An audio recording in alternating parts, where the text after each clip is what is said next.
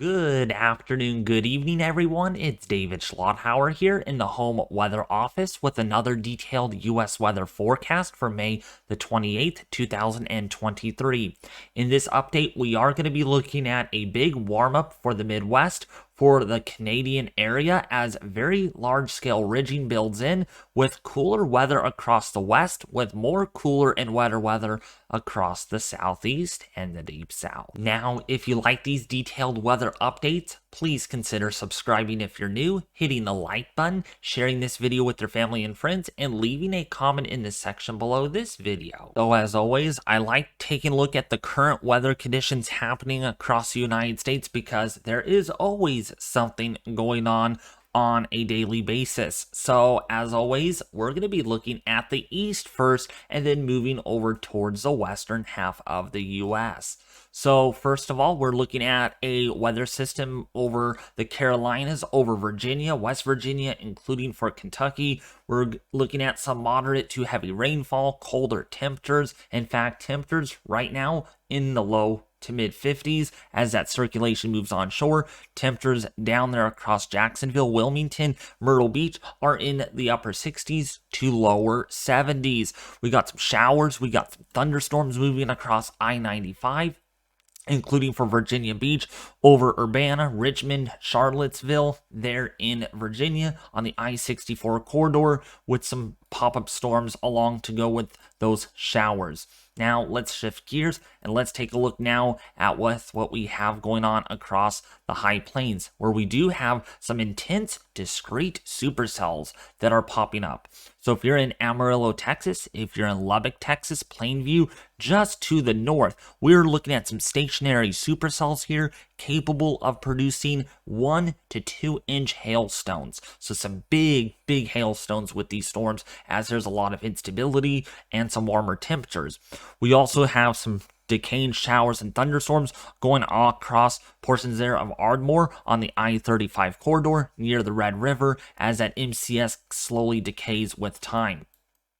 We got some more activity going on across much of the Pacific Northwest. I'm zooming out the view here so you all can see California there. We got some high-based showers and thunderstorms, part of a cutoff low that is kind of hanging around across San Jose, Sacramento, Redding, Nevada. We got some afternoon showers and cloud buildups. We got more showers, thunderstorms going on across portions there of southern Montana, including for central and northern portion there of Idaho. Look at this for Wyoming and also for Salt Lake City. We got some pop-up showers and thunderstorms thanks to kind of that monsoonal flow that continues with these afternoon cloud buildups. Not to mention, we got some pretty intense rainfall going on across the I-94 corridor in Bismarck, going towards Minute there in North Dakota. So kind of watch out if you're driving around. Gonna see some showers and some thunderstorms, but otherwise, if you're under clear skies, you don't need to be as careful, but watch your speed if you can, if you are on a freeway or highway. Now that's a look at your current weather conditions. Let's take a look at your 7 to 10 day forecast. Now, taking a look at that European model for this afternoon, as always, I like to show you all with what the model is showing versus with our current weather conditions. We got those showers going on across the central and southern high plains. We got a weather disturbance going on across the Carolinas, and we got some monsoonal moisture thanks to some instability and a cutoff low kind of hugging along the central California coast, helping to bring in more instability. So let's put this into motion and let's look ahead over the next 5 to 7 days, shall we? So let's go into tomorrow afternoon and we can see more pop-up showers and thunderstorms here for May the 29th. Again, over the high plains, the monsoon continues. We are going to see more afternoon thunderstorms for the Lake Tahoe region, for Reno, if you're in, say, Yosemite and across portions there of Redding and towards the north. Just be aware, there's going to be more pop-up showers and thunderstorms. We got that disturbance still lingering around across Virginia and North Carolina, leaving portions here of the Ozarks and the upper Midwest pretty dry and quiet, including for the Great Lakes. Other than you're going to see some warm temperatures, but you're not going to see anything in the way of precipitation. So let's now go all the way into, say, your Tuesday, where again we got more of these pop-up storms, discrete storms capable of some marginal to slight risk for severe weather, large hail, gusty winds, that sort of thing, including for more showers and thunderstorm chances for the Lake Tahoe region, for Nevada, for Idaho, for Montana, for Wyoming. This is going to be kind of the thing going forward where we got these pop-up showers and thunderstorms. As long as we're under the influence of some lift, some instability, we're going to have afternoon storms. It's just kind of how it goes these days. More shower chances for the Carolinas, but not as bad as what you're seeing today or what you're going to see tomorrow. It decreases with each progressive day. And then going forward here for your Wednesday, again, some hit and miss showers are about for the southeast, unless if you're in southern Florida. More shower chances again for the northern tier, for the Rockies, going all the way into now Friday afternoon or Thursday afternoon, June the 1st. Yeah, this is when we could get more enhancement and help with the atmosphere for more significant showers and thunderstorms, potentially for the Dakotas, for Nebraska, for Colorado, maybe for Kansas. Yeah, Kansas down here, you really need the rain. So it's definitely beneficial for you all to get more precipitation, but probably going to be isolated in nature.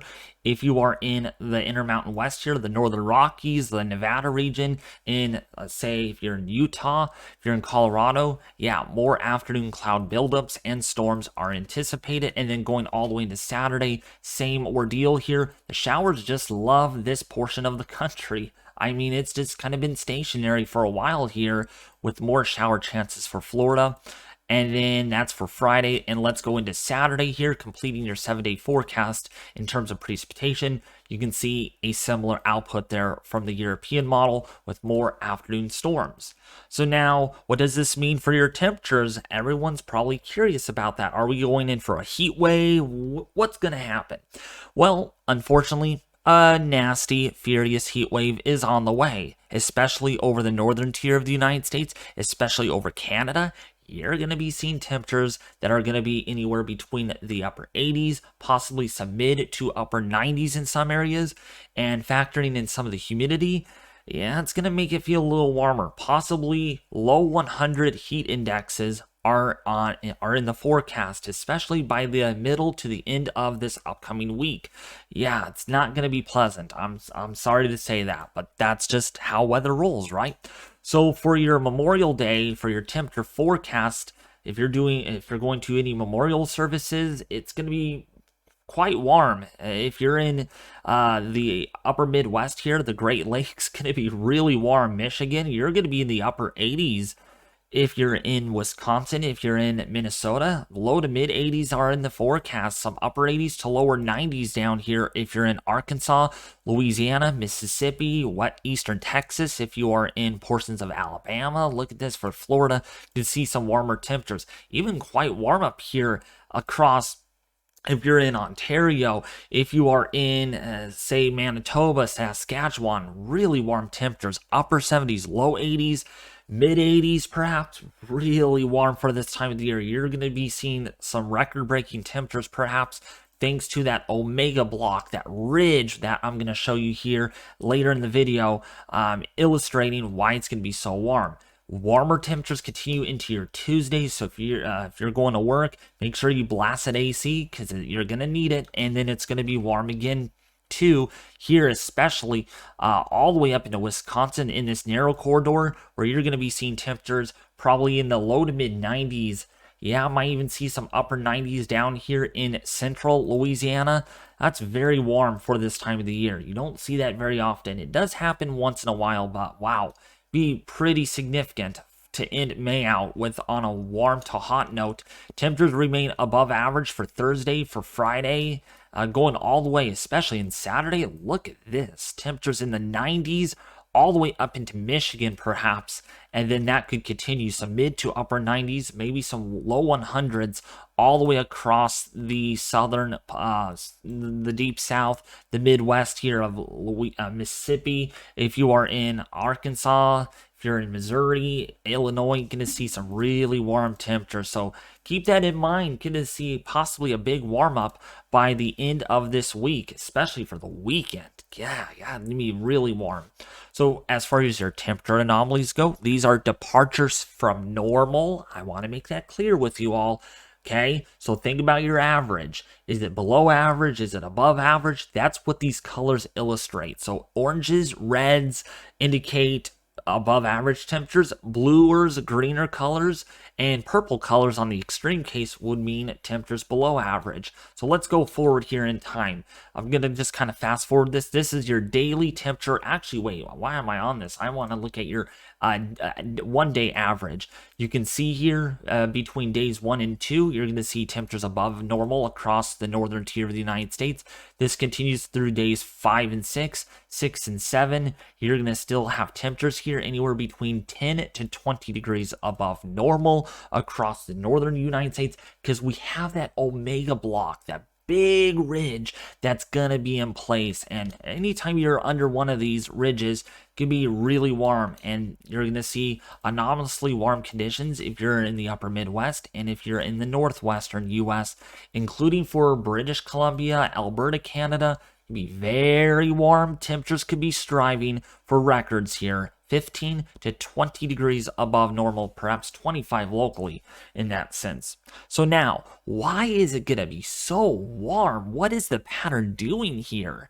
Well, if we take a look at our European ensemble forecast, we have 51 members that run the forecast model. We can see that there's going to be large scale ridging that's going to build in. We can see it right here. Take note of these above normal heights here. This indicates a really well stout ridge. The center of the axis of the ridge is in the northeast. That's going to actually retrograde with time.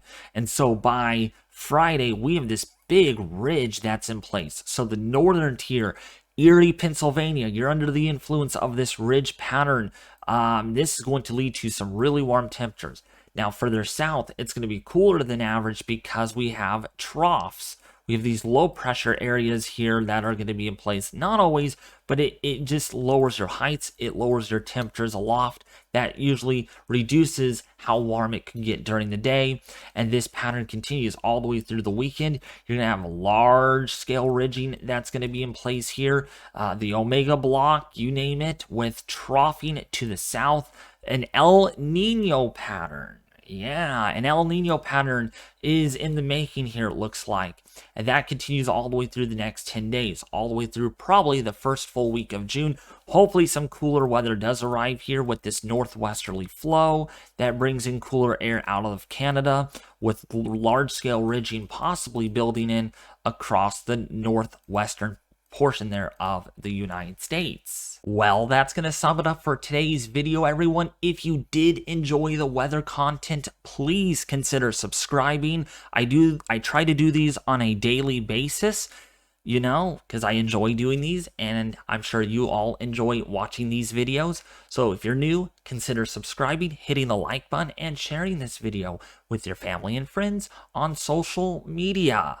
I'll have a video out probably tomorrow afternoon or late afternoon. I'll have to see on how my day goes, but otherwise, I'll see you back here very soon with more weather forecasts.